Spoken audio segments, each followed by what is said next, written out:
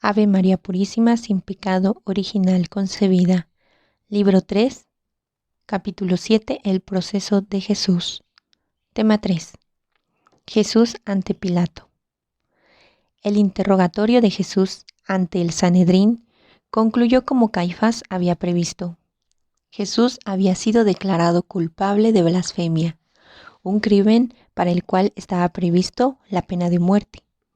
Pero como la facultad de sancionar con la pena capital estaba reservada a los romanos, se debía transferir el proceso ante Pilato, por lo cual pasaba a primer plano el aspecto político de la sentencia de culpabilidad.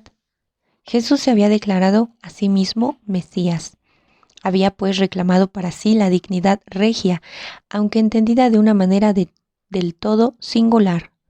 La reivindicación de la realeza mesiánica era un delito político que debía ser castigado por la justicia romana. Con el canto del gallo había comenzado el día. El gobernador romano acostumbraba a despachar los judíos por la mañana temprano.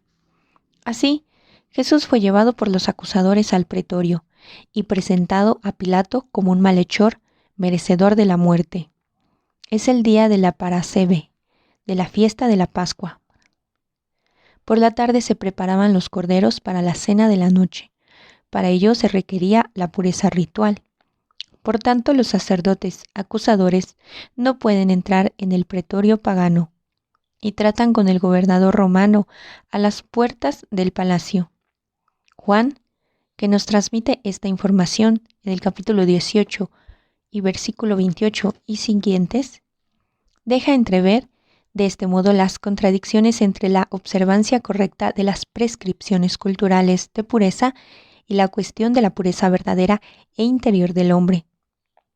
A los acusadores no les cabe en la cabeza que lo que contamina no es entrar en la casa pagana, sino el sentimiento íntimo del corazón.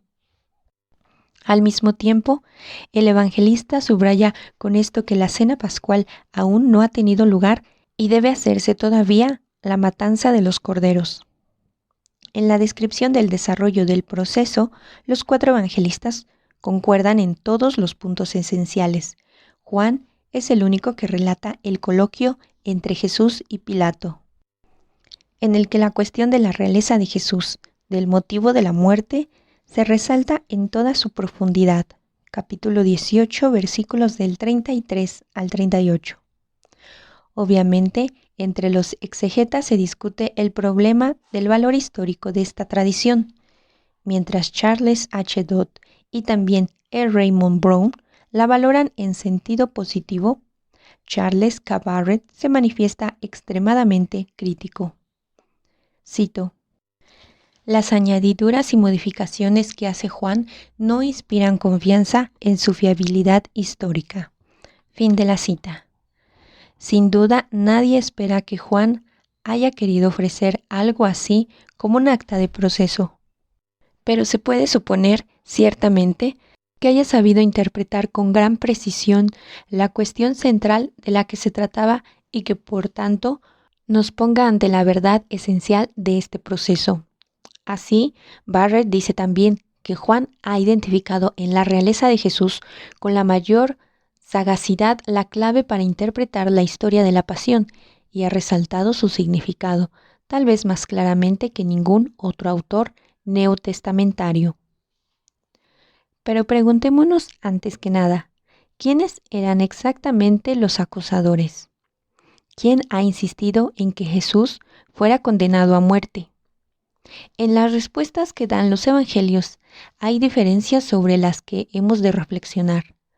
Según Juan, son simplemente los judíos.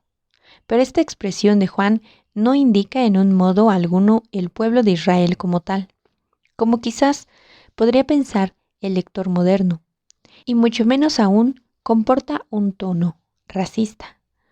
A fin de cuentas, Juan mismo pertenecía al pueblo israelita, como Jesús y todos los suyos. La comunidad cristiana primitiva estaba formada enteramente por judíos. Esta expresión tiene en Juan un significado bien preciso y rigurosamente delimitado.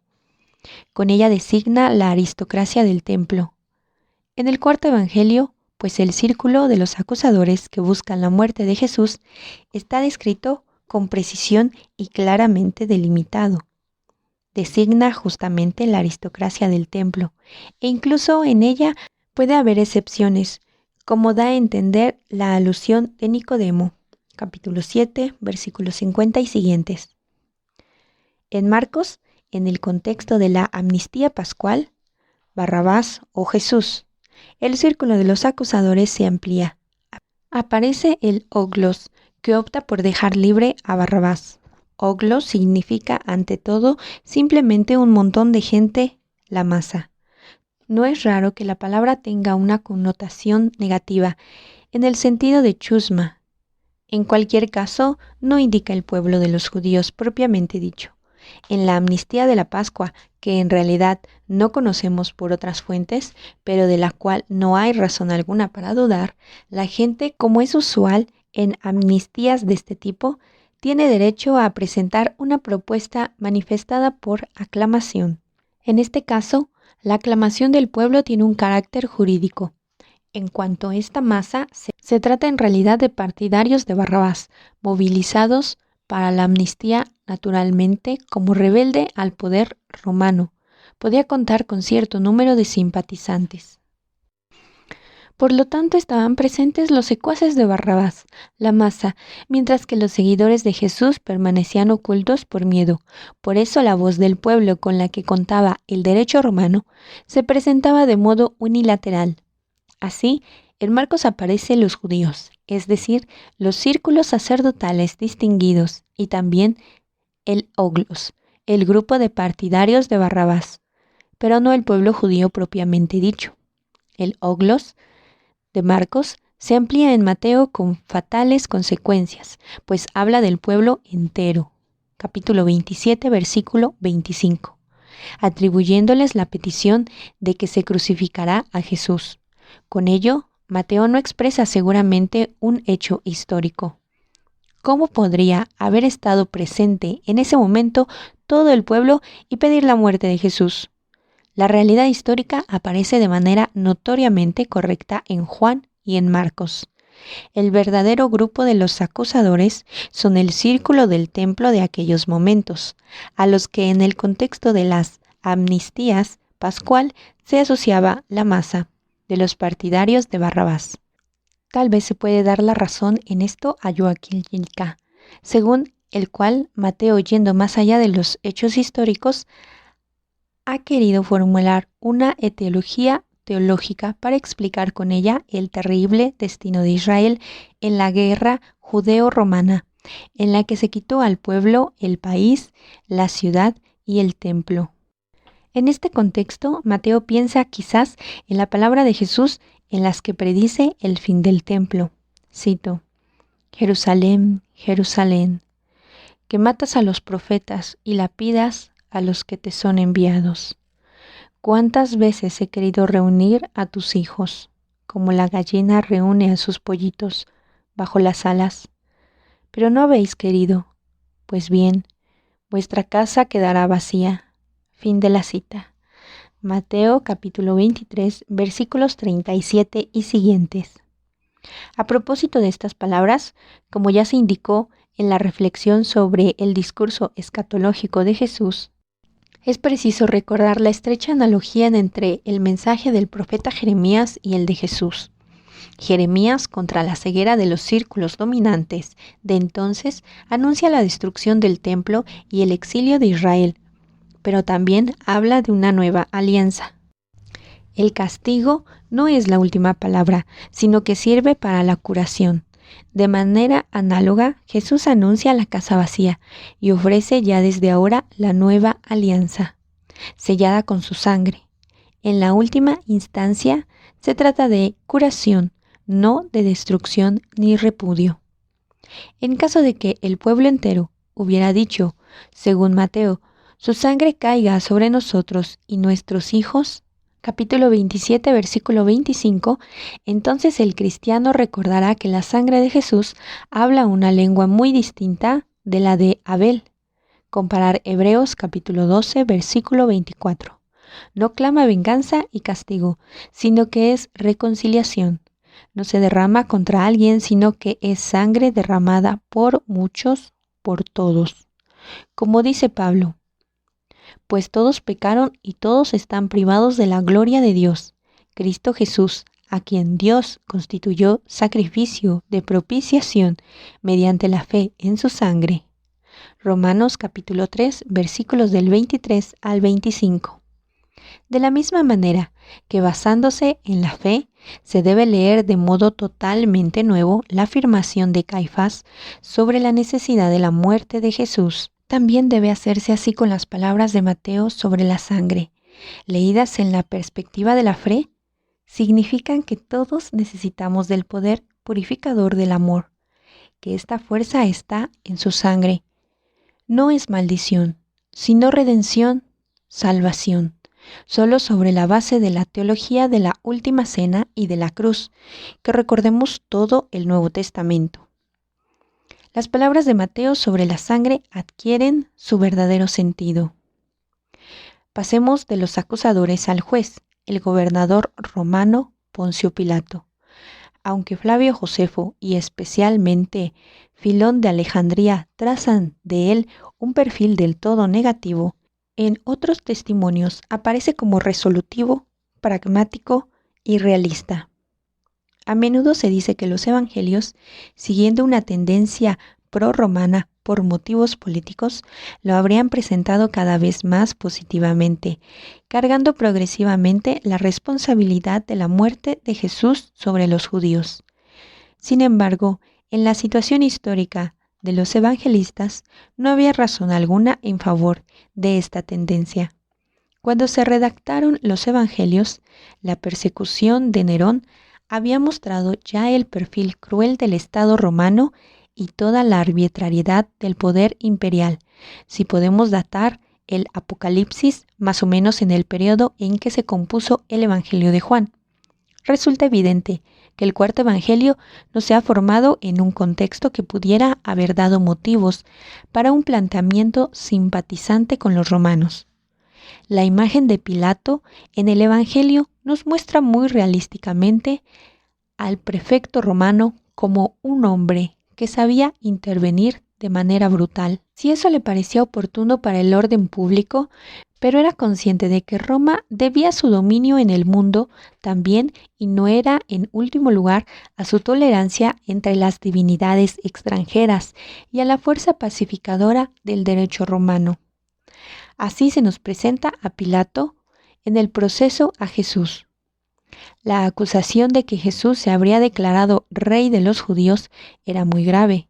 Es cierto que Roma podía reconocer efectivamente reyes regionales como Herodes, pero debían ser legitimados por Roma y obtener de Roma la circunscripción y delimitación de sus derechos de soberanía. Un rey sin esa legitimación era un rebelde que amenazaba la paz romana y por consiguiente se convertía en reo de muerte. Pero Pilato sabía que Jesús no había dado lugar a un movimiento revolucionario. Después de todo lo que él había oído, Jesús debe haberle parecido un visionario religioso, que tal vez transgredía el ordenamiento judío sobre el derecho y la fe. Pero eso no le interesaba. Era un asunto del que debía juzgar los judíos mismos, desde el aspecto del ordenamiento romano sobre la jurisdicción y el poder que entraban dentro de su competencia. No había nada serio contra Jesús. Llegados a este punto, hemos de pasar de las consideraciones sobre la persona de Pilato al proceso en sí mismo. En Juan capítulo 18, versículo 34, se dice claramente que Pilato, según la información de que disponía, no tenía nada contra Jesús. No había llegado a las autoridades romanas ninguna información sobre algo que pudiera amenazar la paz legal. La acusación provenía de los mismos connacionales de Jesús, de las autoridades del templo. Para Pilato, tuvo que ser una sorpresa que los compatriotas de Jesús se presentaran ante él como defensores de Roma, desde el momento que por lo que conocían personalmente no tenían la impresión de que fuera necesaria una intervención. Pero he aquí que de improviso surge algo en el interrogatorio que le inquieta, la declaración de Jesús a la pregunta de Pilato, ¿con que tú eres rey? Él responde, tú lo dices, soy rey. Yo para esto he nacido y para esto he venido al mundo, para ser testigo de la verdad. Todo el que es de la verdad, escucha mi voz. Juan capítulo 18, versículo 37. Ya antes, Jesús había dicho, mi reino no es de este mundo. Si mi reino fuera de este mundo, mi guardia habría luchado para que no cayera en manos de los judíos. Pero mi reino no es de aquí. Capítulo 18, versículo 36. Esta confesión de Jesús pone a Pilato ante una situación extraña. El acusador reivindica realeza y reino, Brasileia, pero hace hincapié en la total diversidad de esta realeza, y esto con una observación concreta que para el juez romano debía ser decisiva. Nadie combate por este reinado. Si el poder, y precisamente el poder militar, es característico de la realeza y del reinado, nada de esto se encuentra en Jesús. Por eso tampoco hay una amenaza para el ordenamiento romano. Este reino no es violento. Este reino no es violento, no dispone de una legión. Con estas palabras Jesús ha creado un concepto absolutamente nuevo de realeza y de reino y lo expone ante Pilato, representante del poder clásico en la tierra. ¿Qué debe pensar Pilato? ¿Qué debemos pensar nosotros en este concepto de reino y realeza? ¿Es algo irreal? ¿Un sueño del cual podemos prescindir? ¿O tal vez nos afecta de manera alguna? Junto con la clara delimitación de la idea del reino, nadie lucha, impotencia terrenal, Jesús ha introducido un concepto positivo para hacer comprensible la esencia y el carácter particular del poder de este reinado, la verdad. A lo largo del interrogatorio, Pilato introduce otro término proveniente de su mano y que normalmente está vinculado con el vocablo reinado. El poder, la autoridad exousias, el dominio requiere un poder, más aún, lo define Jesús. Sin embargo, caracteriza la esencia de su reinado como el testimonio de la verdad. Pero la verdad, ¿es acaso una categoría política? ¿O bien, acaso el reino de Jesús nada tiene que ver con la política? Entonces, ¿a qué orden pertenece? Si Jesús basa su concepto de reinado y de reino en la verdad como categoría fundamental, resulta muy comprensible que el pragmático Pilato preguntara, ¿qué es la verdad? Capítulo 18, versículo 38. Es la cuestión que se plantea también en la doctrina moderna del Estado.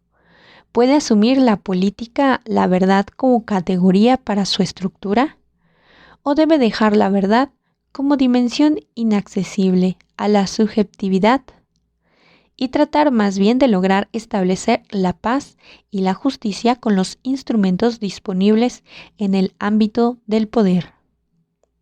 Y la política, en vista de la imposibilidad de poder contar con un consenso sobre la verdad y apoyándose en esto, ¿no se convierte acaso en instrumento de ciertas tradiciones que en realidad son solo formas de conservación del poder? Pero por otro lado, ¿qué ocurre si la verdad no cuenta nada? ¿Qué justicia será entonces posible? ¿No debe haber quizás criterios comunes que garanticen verdaderamente la justicia para todos? Criterios fuera del alcance de las opiniones cambiantes y de las concentraciones de poder. ¿No es cierto que las grandes dictaduras han vivido a causa de la mentira ideológica y que solo la verdad ha podido llevar a la liberación? ¿Qué es verdad? La pregunta del pragmático hecha superficialmente con cierto escepticismo Es una cuestión muy seria en la cual se juega efectivamente el destino de la humanidad. Entonces, ¿qué es la verdad? ¿La podemos reconocer? ¿Puede entrar en formar parte como criterio en nuestro pensar y querer, tanto en la vida del individuo como en la de la comunidad? La definición clásica de la filosofía escatológica dice que la verdad es adequatio intellectus et rei, adecuación entre el entendimiento y la realidad. Si la razón de una persona refleja una cosa tal como es en sí misma, entonces esa persona ha encontrado la verdad, pero solo una pequeña parte de lo que realmente existe, no la verdad en toda su grandeza y plenitud.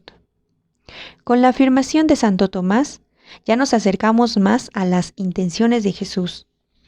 La verdad está en el intelecto de Dios, en sentido propio y verdadero, y en primer lugar, primo et proprie, en el intelecto humano. Sin embargo, está en sentido propio y derivado, proprie quidem et secundario. Si se llega así finalmente a la fórmula lapidaria, Dios es ipsa summa et prima veritas, la primera y suma verdad.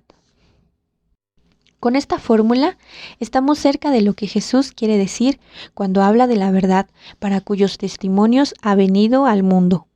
Verdad y opinión errónea, verdad y mentira, están continuamente mezcladas en el mundo de manera casi inseparable. La verdad en toda su grandeza y pureza no aparece.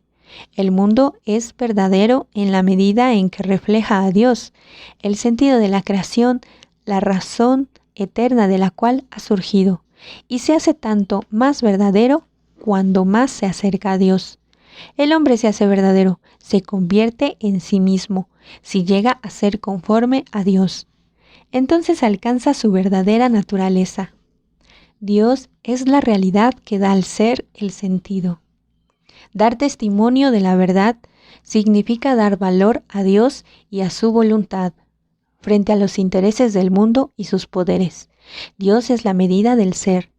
En este sentido, la verdad es el verdadero Rey, que da todas las cosas su luz y su grandeza. Podemos decir también que dar testimonio de la verdad significa hacer legible la creación y accesible su verdad a partir de Dios, de la razón creadora, para que dicha verdad pueda ser la medida y el criterio de orientación en el mundo del hombre, y que se haga presente también a los grandes y poderosos el poder de la verdad, el derecho común, el derecho de la verdad. Digámoslo tranquilamente. La irredención del mundo consiste precisamente en la ilegibilidad de la creación, en la irreconocibilidad de la verdad, una situación que lleva necesariamente al dominio del pragmatismo y de este modo hace que el poder de los fuertes se convierta en el Dios de este mundo. Ahora, como hombres modernos, uno siente la tentación de decir: gracias a la ciencia, la creación se nos ha hecho descifrable. De hecho, Francis S. Collins, por ejemplo, que dirigió el Human Genome Project, dice con grata sorpresa: el lenguaje de Dios ha sido descifrado. Sí, es cierto, en la gran matemática de la creación que hoy podemos leer en el código genético, percibimos el lenguaje de Dios, pero no en el lenguaje entero. Por desgracia, la verdad funcional sobre el hombre se ha hecho visible, pero la verdad acerca de sí mismo, sobre quién es, de dónde viene, cuál es el objetivo de su existencia, qué es el bien o el mal, no se le puede leer desgraciadamente de esta manera. El aumento del conocimiento de la verdad funcional parece más bien ir acompañado por una progresiva ceguera para la verdad, misma para la cuestión sobre la que realmente somos y lo que de verdad debemos ser. ¿Qué es la verdad? Pilato no ha sido el único que ha dejado al margen esta cuestión como insoluble y para sus propósitos impracticable. También hoy se le considera molesta, tanto en la contienda política como en la discusión sobre la formación del derecho. Pero sin la verdad, el hombre pierde en definitiva el sentido de su vida, para dejar el campo libre a los más fuertes. Redención, en el pleno sentido de la palabra, solo puede consistir en que la verdad sea reconocible, y llega a ser reconocible si Dios es reconocible. Él se da a conocer en Jesucristo. En Cristo ha entrado en el mundo y con ello ha planteado el criterio de la verdad en medio de la historia. Externamente, la verdad resulta impotente en el mundo, del mismo modo que Cristo está sin poder según los criterios del mundo. No tiene legiones, es crucificado, pero precisamente así, en la fatal total del poder, Él es el poderoso, y sólo así la verdad se convierte siempre de nuevo en poder. En el diálogo entre Jesús y Pilato se trata de la realeza de Jesús y por tanto del reinado del reino de Dios. Precisamente en este coloquio se ve claramente que no hay ruptura alguna entre el mensaje de Jesús en Galilea, el reino de Dios, y su discurso en Jerusalén. El centro del mensaje hasta la cruz, hasta la inscripción en la cruz. Es el reino de Dios, la nueva realeza que Jesús representa. La raíz de esto, sin embargo, es la verdad. La realeza renunciada por Jesús es la parábola y finalmente, de manera completamente abierta ante el juez terreno, es precisamente el reinado de la verdad. Lo que importa es el establecimiento de este reinado como verdadera liberación del hombre. Queda claro al mismo tiempo que no hay contradicción alguna entre el planteamiento prepascual centrado en el reino de Dios y el pospascual centrado en la fe en Cristo como Hijo de Dios. En Cristo, Dios ha entrado en el mundo, ha entrado la verdad. La cristología es el anuncio del reino de Dios que se ha hecho concreto. Después del interrogatorio, Pilato tuvo claro lo que en principio ya sabía antes. Este Jesús no es un revolucionario político. Su mensaje y su comportamiento no representan una amenaza para la dominación romana. Si tal vez ha violado la Torá, él, que es romano, no le interesa. Pero parece que Pilato sintió también un cierto temor supersticioso ante esta figura extraña. Pilato era ciertamente un escéptico, pero como un hombre de la antigüedad, tampoco excluía que los dioses o todo caso seres parecidos pudieran aparecer bajo el aspecto de seres humanos. Juan dice que los judíos acusaron a Jesús de haberse declarado Hijo de Dios y añade, cuando Pilato oyó estas palabras, se asustó aún más. Capítulo 19, versículo 8. Pienso que se debe de tener en cuenta este miedo de Pilato. ¿Acaso había realmente algo de divino en este hombre? Al condenarlo, ¿no atentaba tal vez contra un poder divino? ¿Debía esperarse quizás la ira de estos poderes? Pienso que su actitud en este proceso no explica únicamente en función de un cierto compromiso por la justicia, sino precisamente también por estas cuestiones. Obviamente los acusadores se percatan muy bien de ello y a un temor oponente, ahora otro temor.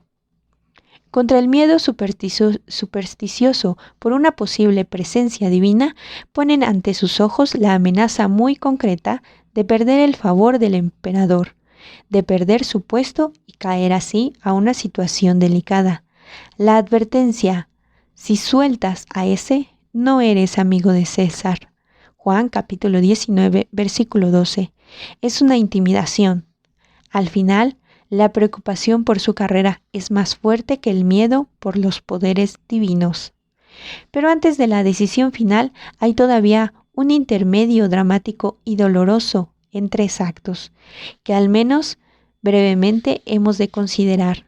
El primer acto consiste en que Pilato presenta a Jesús como candidato a la amnistía pascual, tratando así de liberarlo. Sin embargo, con ello se expone a una situación fatal. Quien es propuesto como candidato para una amnistía ya está condenado de por sí. Solo en este caso tiene sentido la amnistía. Si corresponde a la gente el derecho a decidir por aclamación, después de esta, quien no ha sido elegido ha de considerarse condenado. En este sentido, la propuesta para la liberación mediante la amnistía incluye ya implícitamente una condena sobre la contraposición entre Jesús y Barrabás, así como sobre el significado teológico de esta alternativa, ha escrito detalladamente en la primera parte de esta obra. Por tanto, basta recordar aquí brevemente lo esencial. Juan denomina a Barrabás, según nuestras traducciones, simplemente como bandido. Capítulo 18, versículo 40. Pero en el contexto político de entonces, la palabra griega que usa había adquirido también el significado de terrorista o combatiente de la resistencia, que este era el significado que se quería dar, resultado claro en la narración de Marcos. Estaba en la cárcel un tal Barrabás, con los revoltosos que habían cometido un homicidio en la revuelta. Capítulo 15, versículo 17. Barrabás, hijo del Padre, es una especie de figura mesiánica. En la propuesta de la amnistía pascual están frente a frente dos interpretaciones de la esperanza mesiánica. Se trata de dos delincuentes, acusados según la ley romana de un delito idéntico, sublevación contra la paz romana. Está claro que Pilato prefiere el exaltado no violento, que para él era Jesús, pero las categorías de la multitud y también de las autoridades del templo son diferentes. En un exceso, la aristocracia del templo llega a decir: no tenemos más rey que el César. Juan capítulo 19, versículo 15. Pero esto es solo en apariencia una renuncia a la esperanza mesiánica de Israel. A este rey no lo queremos. Ellos quieren otro tipo de solución al problema. La humanidad se encontrará siempre frente a esta alternativa: decir sí a ese Dios que actúa solo con el poder de la verdad y el amor, o contar con algo concreto, algo que esté al alcance de la mano con la violencia. Los seguidores de Jesús no están en el lugar del proceso, están ausentes por miedo, pero faltan también porque no se presentan como masa. Su voz se hará oír en el Pentecostés, en el sermón de Pedro, que entonces traspasará el corazón de aquellos hombres que anteriormente habían preferido a Barrabás. Cuando estos preguntan: ¿qué tenemos que hacer, hermanos?, se les responde: convertíos, renovad y transformad vuestra forma de pensar, vuestro ser. Comparar Hechos capítulo 2, versículo 37 y siguientes. Este es el grito que ante la escena de Barrabás, como en todas sus representaciones sucesivas, debe desgarrarnos el corazón y llevarnos al cambio de vida. El segundo acto está sintetizado lacónicamente en la frase de Juan. Entonces Pilato tomó a Jesús y lo mandó a azotar. Capítulo 19, versículo 1.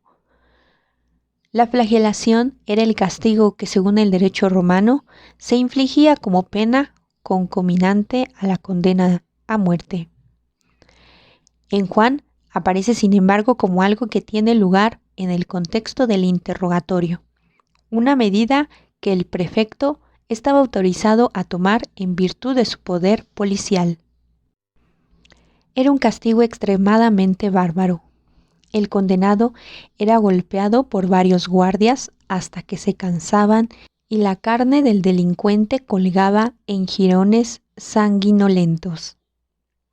Rudolf Pech comenta: el hecho de que Simón de Cirene tuviera que llevar a Jesús el travesaño de la cruz y que Jesús muriera tan rápidamente tal vez tiene que ver razonablemente con la tortura de la flagelación, durante la cual otros delincuentes ya perdían la vida. El tercer acto es la coronación de espinas. Los soldados juegan cruelmente con Jesús. Saben que dice ser rey, pero ahora está en sus manos y disfrutan humillándolo, demostrando su fuerza en él, tal vez descargando de manera sustitutiva su propia rabia contra los grandes. Lo revisten a un hombre golpeado y herido por todo el cuerpo, con signos caricaturescos de la majestad imperial, el manto de color púrpura, la corona tejida de espinas y el cetro de caña. Le rinden honores. Salve, Rey de los judíos.